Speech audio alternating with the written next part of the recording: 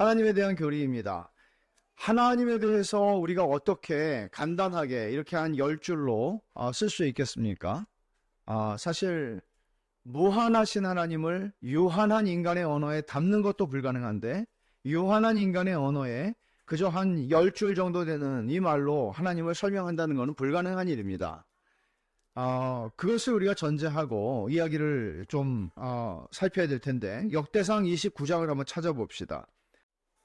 이 다윗이 죽기 전에 성전 건축에 예물을 드리면서 했던 기도의 내용인데요. 10절부터 13절을 제가 읽겠습니다. 다윗이 온 회중 앞에서 여호와를 송축하여 이르되, 우리 조상 이스라엘의 하나님 여호와여, 주는 영원부터 영원까지 송축을 받으시옵소서.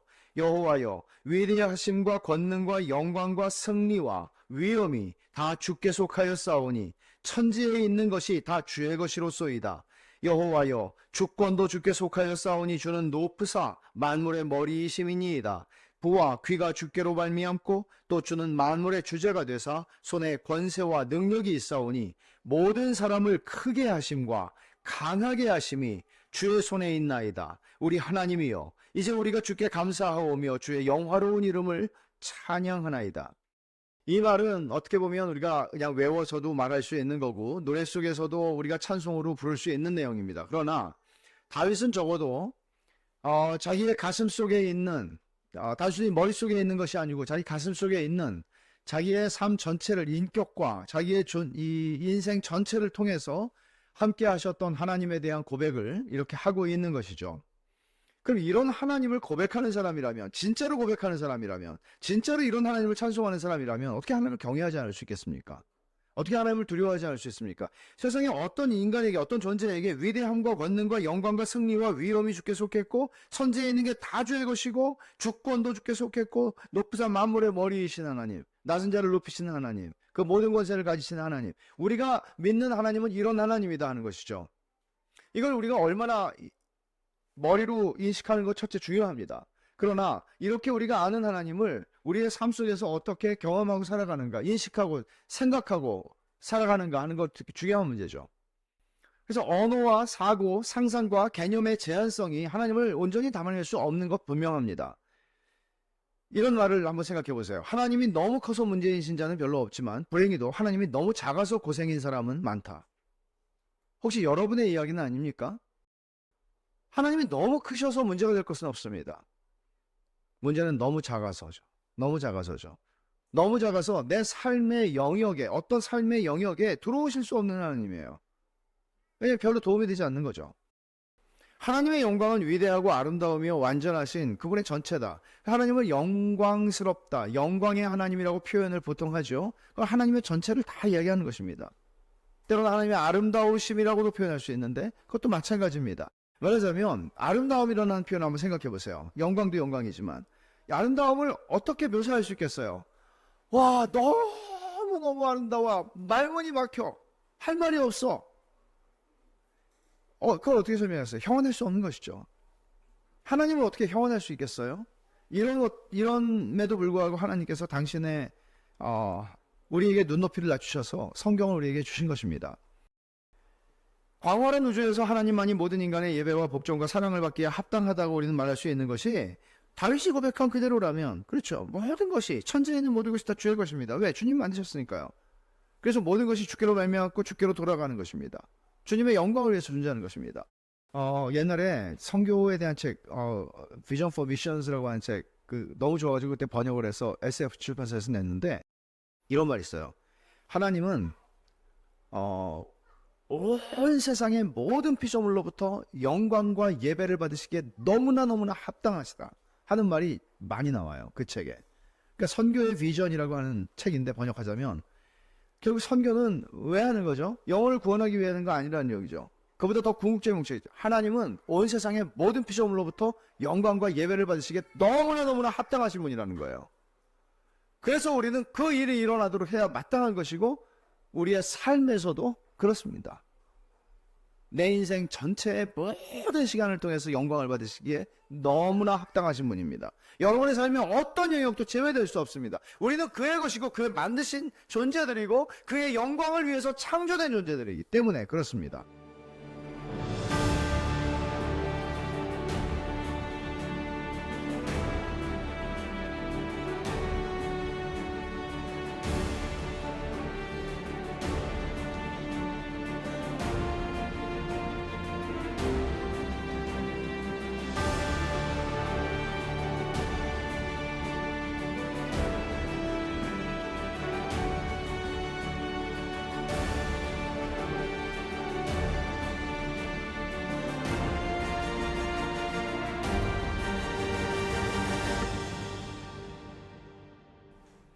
2번, 하나님은 영광의 하나님이시기 때문에 우리의 삶은 거대한 영광의 탈취전이 된다. 바로 이게 문제죠. 죄 때문에 우리는 하나님을 영화롭게 하기 위해서 존재하는데도 불구하고 하나님의 형상으로 창조됐기 때문에 우리는 영광을 추구하게 돼 있어요. 근데 문제는 하나님 없이 영광을 추구하죠. 그래서 영광스러운 것에 끌리는 인간 본성은 하나님의 형상이라는 증거예요. 영광스러운 게 있으면 우리 끌리죠. 근데 여러분, 추한 것에 끌리진 않아요. 추한 것에 끌리면 이거는 너무나 망가진 것이죠. 사람이. 폭력, 살인, 정말 이런 죄악된 그런 누군가를 해하는 이런 일들이 나에게 그것이 아름답고 그런 것이 끌리게 되면 그거는 너무나 망가진 거죠. 그럼에도 불구하고 하나님의 형상이 완전히 망가진 건 아닐 것입니다. 하나님의 형상이기 때문에 우리는 영광스러운 것에 끌려요. 그것이 장면이든지 아니면 음악이든지 그것이 무엇이든지 영광스러운 것에 우리는 끌립니다. 그러나 죄는 인간으로 하여금 하나님의 영광을 도둑질하게 만들었습니다.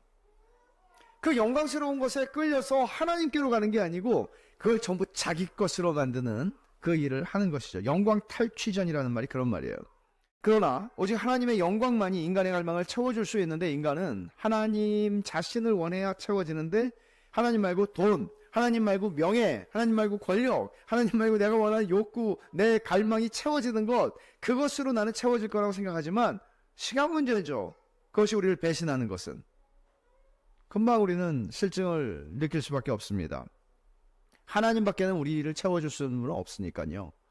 그래서 예수 그리스도는 인간의 영광 도둑질 때문에 죽으신 것이고 영광 도둑질에서 해방시키기 위해서 죽으신 것입니다.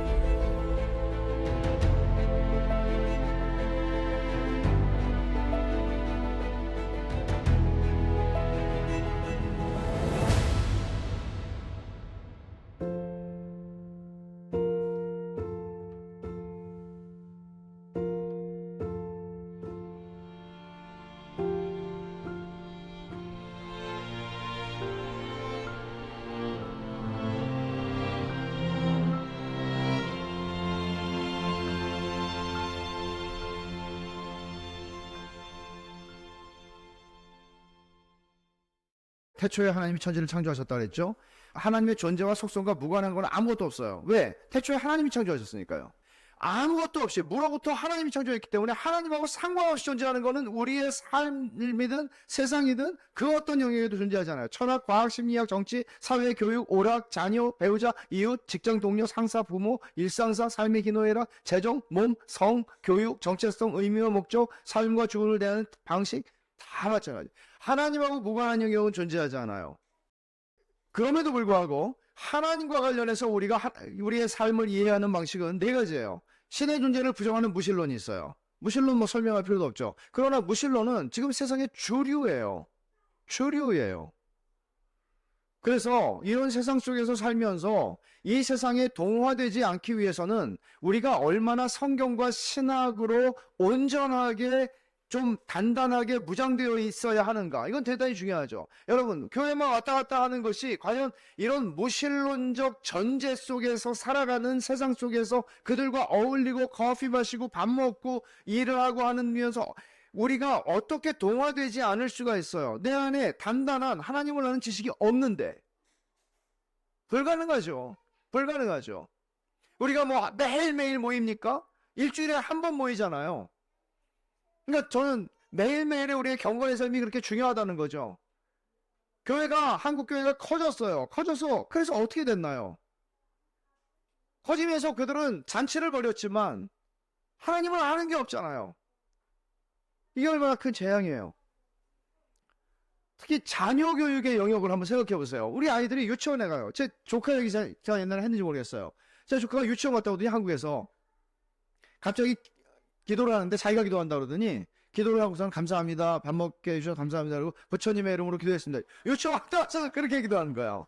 뭐, 불교도 친구를 만났거든요. 이거는 하나의 그냥 재미난, 걔가 지금 알바니아 선교사예요. 아, 근데 여러분 이런 사회 속에 아이들은 들어갑니다. 뭐 어린이집 한 살이면 어린이집까지요. 이런 사회 속에 들어가는데 부모들이 가지는 이 책임은 막중합니다. 그 정체성이 어린이집에 가도 나는 한 살, 두 살이든 뭐 세 살이든 간에 하나님의 아들이고 하나님의 딸인 하나님의 언약의 자녀로서의 정체성을 가지고 살아가도록 우리는 길러야 합니다. 두 번째, 신을 믿는다고 말하지만 실제로 신을 알려는 마음이 없어요. 신에 대해서 무관심해요. 이런 사람들이 미국 같은 데는 널려 있죠. 조사해 보면 자기 기독교인이라고 자기 정체성 기독교인이에요. 종교가. 근데 교회 안 가요. 근데 자기 그리스도인이라고 말하는 거죠. 이런 사람들이 많죠. 한국에도 지금은 많습니다. C. 성경에 계시는 하나님을 성경적으로 믿고 삶의 모든 분야에 적용하려고 애씁니다. 힘써 하나님을 추구하고 살고 그분의 영광을 위해 삽니다. D. C와 D의 차이를 보세요. C, D. 실천적 무신론자. 예수님을 구주와 주님으로 믿고 그에게 하나님과의 관계보다 더 중요한 건 없습니다. 믿음이 삶을 추동합니다. 하지만 항상 그렇지 않습니다. 순간순간 하나님이 안 계신 것처럼 생각하고 말하고 행동합니다. 이거 실천적 무신론자라고 말합니다. 하나님 계신 걸 압니다. 하나님을 믿는다고 말합니다. 예수는 나의 구주요 주님이라고 말합니다. 그러나 실제로의 삶에서 보면, 특히 가정에서의 삶을 보면, 직장에서의 삶을 보면 전혀 다른 거죠. 그러니까 교회에서의 삶과 가정과 직장에서의 삶이 분리되어 있는 경우, 너무나 많이 분리되어 있는 경우, 결국 C와 D의 차이는, C는 완전한 사람 어디 있겠어요. 그러나 C와 D의 차이가 너무 심각하면 이거 심각한 문제죠. 이것은 사고의 문제가 아니라 마음의 싸움입니다. 내면에서 전쟁이 일어나고 있다는 거예요. 여러분들이 평안하십니까? 전쟁이 일어나고 있다는 거예요. 그래서 아까 우리가 찬송가 28장에, 제가 아까 찬송가 28장 불렀습니다만 우리가 시작하면서 28장의 4절을 보면 가사가 이렇잖아요.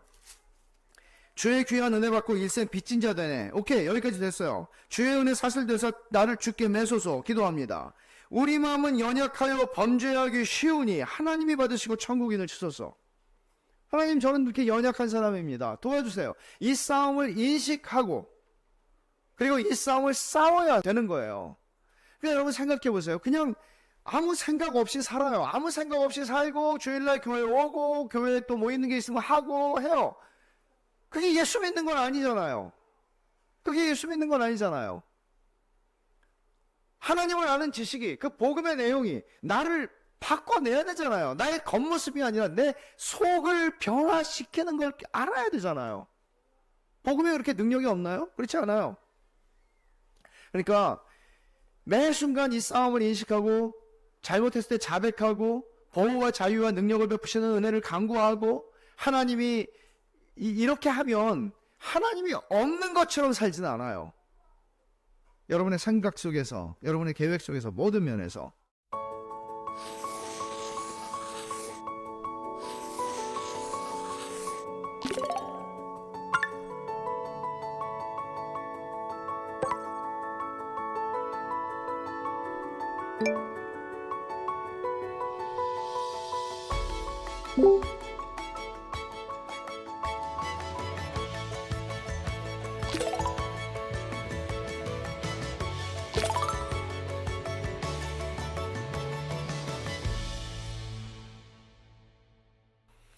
이 하나님의 아름다운 은혜가 만물 속에 계시되어 있어요. 시편 19편에 그 말씀이 있죠. 창조 세계가 하나님의 영광을 다 드러내고 있습니다. 부인할 길이 없습니다. 그런데 죄악은 이걸 부인하게 만듭니다. 그래서 만물 안에 드러난 하나님의 영광에 감사하고 즐거워하고 그 은혜를 구하는 것은 대단히 중요합니다. 그러니까 여러분, 제가 자연계시에 대해서도 지난번에 자연계시 혹은 일반계시라고 얘기하죠. 이거는 자연을 통해서 하나님을 보는 거예요. 여러분, 이걸 우습게 여기지 맙시다. 하늘을 보세요. 오늘 아침에 하늘 보셨나요? 하늘을 하루에 5번은 보세요. 어떤 영문학자가 그런 결심문에 그런 게 있어요. 내가 하루에 하늘을 10번씩 보리라. 그리고 하나님을 찬양하리라. 여러분 정말 모든 자연의 하나님의 만드신 것들을 보면서 때로는 저는 이런 것도 생각할 수 있다고 봐요. 인간이 만드는 이 기술을 보세요. 뭐 AI든 뭐든 보세요. 야, 정말 인간을 어떻게 이렇게 놀랍게 만드셨지? 저런 건물은 얼마나 저렇게 놀라울 수 있지? 인간에게 저런 지혜를 주셨다면 그 인간을 만드신 하나님은 어떤 하나님이시죠? 인간이 AI를 만들 정도인데 그런 인간을 만드신 하나님은 어떤 분이시지? 근데 그게 AI 같은 게 아니고 인격적 존재를 만드셨으니 신자는 만물 안에 드러난 하나님의 영광을 증거할 사명이 있습니다. 예를 들어서요, 여러분 직장에서 같이 커피를 마시고 같이 식사하고 커피 마시고 이렇게 가다가도 그리스도인들만 할 수 있는 거예요. 참 아름답도다. 주님의 세계는. 우리가 이렇게 하면 우리 직장에서 어떤 사람이 그렇게 반응할 수 있죠. 넌 크리스찬들은 저 사람들은 저렇게 아름다움을 느끼는구나 라고 생각할 수도 있겠죠. 여튼 우리는 만물 안에 드러난 하나님의 영광을 즐거워하고 감사할 수 있습니다. 3. 최고의 겸손은 하나님의 존재를 인정하는 것이다. 하나님의 존재 앞에서만 우리의 교만은 무너져 내린다. 이사야 선지자가 하나님의 영광과 거룩함을 봤을 때 그는 무너져 내렸습니다. 평상시에 그렇게 생각하지 않았을 거예요, 자기 자신을. 근데 화로 나여 죽게 되었도다. 거룩하신 하나님을 배웠으니 이 죄인은 부정한 자들 가운데 거하는 부정한 입술을 가진 자로다. 자기 자신을 그렇게 인식하게 되는 거죠. 그것은 자기를 낮추는 게 아닙니다. 자기를 하나님의 빛 안에서 본 겁니다. 이게 겸손입니다.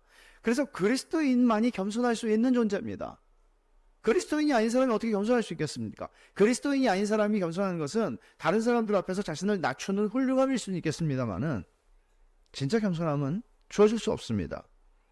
죄의 뿌리는 교만으로 치닫게 만듭니다. 그래서 자신을 더 의롭게 여기게 만들고 하나님과 견주게 하고 다른 사람들을 낮춤으로써 자기를 높입니다. 그리스도인의 품성은, 하나님을 아는 지식은 우리를 겸손하게 만듭니다. 내가 누구인지를 알거든요. 그래서 사람을 무시하지 않고요. 교회에서만이 아니고 우리가 삶 전부에서요. 그래서 이런 기도를 할 수 있는 거죠. 하나님 아버지, 하나님의 하나님 되심을 제게 알리시사 저를 알게 하옵소서. 하나님을 더 알게 하셔서 제가 누군지 알게 해주세요. 4번, 하나님을 믿는 믿음의 의미를 이해하는 것이 중요합니다. 믿음이라는 게 도대체 뭐야? 믿음은 하나님은 계시다는 것, 그리고 그분을 찾는 자들에게 상 주신다는 것을 믿는 것이다 라고 히브리서 11장 6절에 말하죠. 믿음은 하나님의 존재와 성품에 동의하고 따르는 것입니다. 만일 여러분이 예수님을 믿는다고 하면서 하나님을 내 창조자요, 주권자요, 구주로 인정하지 않는다면 하나님을 믿는 거 아닙니다. 하나님을 그냥 나를 도와주시는 분, 헬퍼? 아닙니다. 하나님은 창조주입니다. 여러분을 만드신 분이고요, 여러분들의 삶의 모든 것들을 주관하시는 분이시고요, 여러분들을 죄에서 구원하시는 하나님이십니다. 그래서 여러분의 주인입니다. 하나님께서 자기를 찾는 이들에게 상 주시는 이심을 믿을 때 삶의 모든 분야에 접근하는 방식이 달라지죠. 내가 이렇게 월급도 안 주는 저 못된 사장한테 내가 왜 충성스럽게 내가 일을 해야 돼? 라고 하지 않습니다. 왜냐하면 너희들은 기업의 상을 주께로부터 받을 것으로 알미니라. 골로새 3장에 말하잖아요. 하나님이 상 주실 걸 아니까 나는 정말 나를 고용한 나쁜 주인이 있을지라도 나는 하나님 앞에 하듯 성실하게 합니다. 만기는 언제 되느냐? 그 적금은 죽으면 만기가 돼서 그날 받습니다. 하나님이 주실 상이 있기 때문에 우리는 다르게 살 수 있는 존재들인 거죠. 세상 사람들하고는 다르게. 하나님이 죄를 미워하신다는 사실은 우리에게 위로가 되죠. 하나님이 죄를 억제하지 않으시면 세상이 어떻게 되겠어요? 지난번에 신림동 사건 같은 것들 보면 정말 제가 정말 너무너무 악하잖아요. 너무너무 악하잖아요. 하나님이 여러분 그런 야수성, 그런 짐승 같은 그런 야수성은 어디서 나오는 것이죠? 죄성이죠. 그런 죄성은 우리에게서는 안 나올까요? 나올 수 있습니다. 하나님께서 억제하고 계시는 것이죠. 십자가는 하나님이 죄를 미워하신다는 증거입니다. 그리고 하나님이 은혜를 주신다는 증거입니다. 죄를 심판하셨으니까요. 그리고 그 죄를 심판하심으로써 우리를 구원하셨으니까요. 하나님은 마지막 날에 죄를 종식시키시고 죄가 없는 세상을 주실 것입니다. 이것은 위로가 되죠. 또 하나님이 변하지 않는다는 사실, 이게 여러분 생각해 보세요. 하나님이 변하지 않으신다고 그러잖아요. 말라기 3장 6절에 보면 나 여호와는 변하지 아니하나니 그래요. 근데 이 말이 여러분에게는 어떤 감흥을 줍니까? 어떤 느낌이 있습니까? 하나님이 변하지 않는 것과 내 삶과 무슨 상관이 있습니까? 우리 인생에 상수는 없습니다. 변하지 않는 상수, 다 변수예요. 상수가 없습니다. 우리도 다 늙어갑니다. 나이 들어갑니다. 그러다 어느 순간에 사라집니다. 상수가 없습니다. 예전 같지 않습니다. 만난 사람들 보면 한결같은 사람 없습니다. 그러나 하나님은 불변하시죠. 그분의 성품과 목적은 변하지 않습니다. 포기하고 떠나버리고 싶은 순간에도, 그러니까 그런 순간이 인생에 많죠. 근데 하나님이 변하지 않으시는 분이에요. 하나님은 한결같으신 분이에요. 그분은 한결같은 마음으로 나를 보고 계시고 붙잡고 계세요. 그분이 내 아버지요, 창조주요, 구속자요, 주권자라는 사실은 얼마나 큰 위로가 됩니까? 인내하게 만들죠. 용서할 수 없는 배우자를 용서하게 만들죠. 하나님 불변하시기 때문입니다. 게럴드 보스는 제가 신학교 때 되게 어려운 책 어렵게 쓴 분으로 유명한 분이셨는데요. 이분이 이런 말을 했어요. 우리를 향한 그분의 사랑이 끝나지 않는다는 가장 확실한 증거는 그 사랑이 시작된 적이 없다는 것이다. 명언이죠. 하나님의 사랑은 시작된 적이 없기 때문에 하나님의 사랑은 끝나지 않습니다. 영원합니다. 예레미야 31장 3절에 내가 영원한 사랑으로 너를 사랑하기에. 세상에 이런 고백을 우리는 어디서 들을 수 있습니까? 어떤 연인이 나에게 내가 영원한 사랑으로 당신을 사랑한다고, 그렇게 말하면 거짓말이고 착각이고 주제 파악을 못한 거죠. 하나님만이 이렇게 하실 수 있죠. 내가 영원한 사랑으로 너를 사랑하기에. 이 사랑으로 또 일어납니다.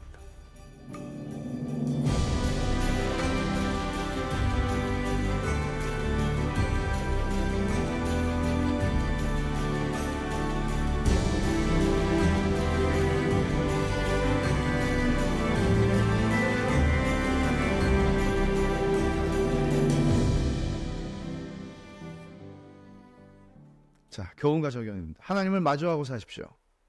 이것은 날마다 아침마다 마음을 조율하는 일, 튜닝하는 것이죠. 여러분, 그 오케스트라 보면 시작하기 전에 저마다 그냥 깽깽깽깽 저마다 그냥 막 이렇게 하잖아요. 선수들인데 그분들이 다 집에서 좀 맞춰오지 이렇게 말하고 싶은 때가 있잖아요.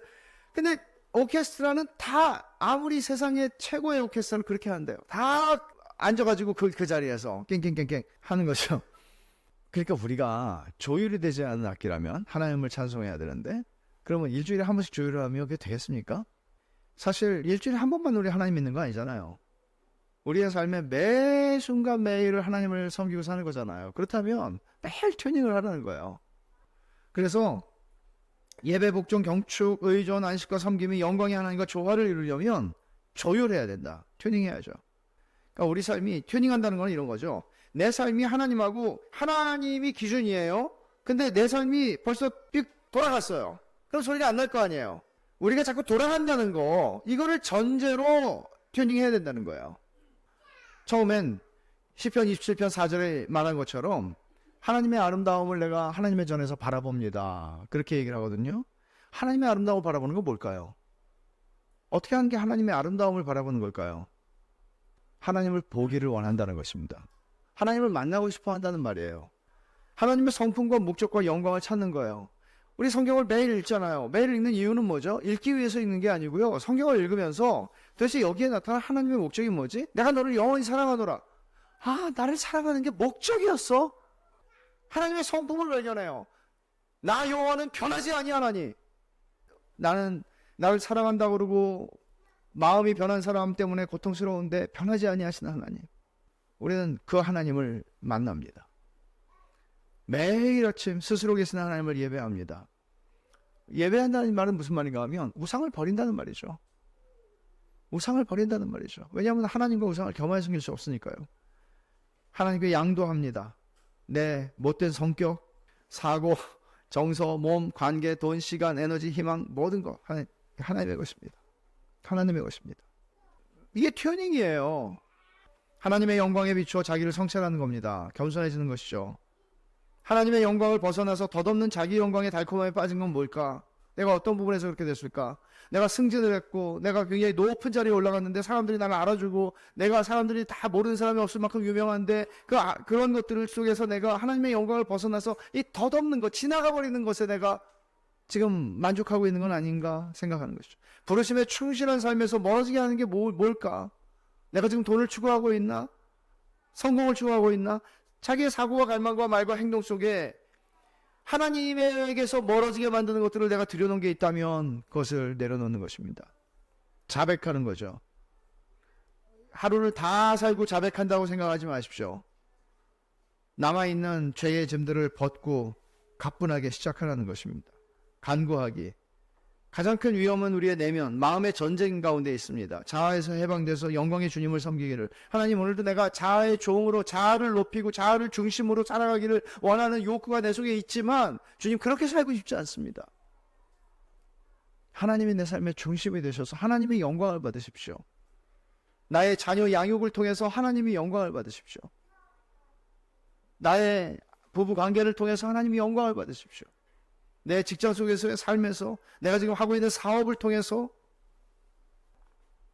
그리고 경축하기. 영광의 하나님께서 은혜로 자신을 구원하셨고 아버지가 되셨고 동행하심을 인해 기뻐하는 것입니다. 그 약속을 가지고 출발하는 것입니다. 이런 것을 한 번 하고 마는 게 아니고 매번 하는 것입니다. 매일 아침 튜닝을 하는 것입니다. 하나님을 아는 지식이 신학이죠. 우리 삶의 모든 영역을 지배해야 합니다. 가정에서 결혼생활, 자녀 양육, 인간관계에서 우정, 사업관계, 학교 일터 여가에서 TV, 스마트폰, 타블렛, 컴퓨터, 이 모든 것에서 하나님을 아는 지식이 우리를 지배해야 합니다. 그냥 알고리즘이 따라가는 대로 우리가 가는 게 아니라 하나님의 인도하심을 받아야 하는 것입니다. 이 세상에서 자동으로 우리를 인도해주는, 유튜브는 내 발의 등이요 내 길의 빛이니이다. 그냥 인도하는 대로 따라가잖아요. 인도를 해주잖아요. 내가 원하는 게 뭔지 어떻게 그렇게 잘하는지. 하나님이 기뻐하시지 않는 것들을 보지 않는 것이죠. 하나님이 기뻐하시지 않는 것들을 듣지 않는 것이죠. 그래서 우리의 기초는 우리 자신의 사랑이 아니라 하나님의 사랑이야. 하나님은 사랑이시라. 우리를 창조하셨고 우리의 주권자가 되시고 우리를 구속하셨고 우리의 찬송과 영광을 받으실 영원한 주가 되십니다. 그래서 이런 시를 여러분 같이 한번 읽어보겠습니다. 오늘 그렇게 믿어지거나 느껴지든 또는 그렇지 않든 당신은 하나님께 영원히 사랑받는다. 의심에 시달릴 때도 당신은 하나님께 영원히 사랑받는다.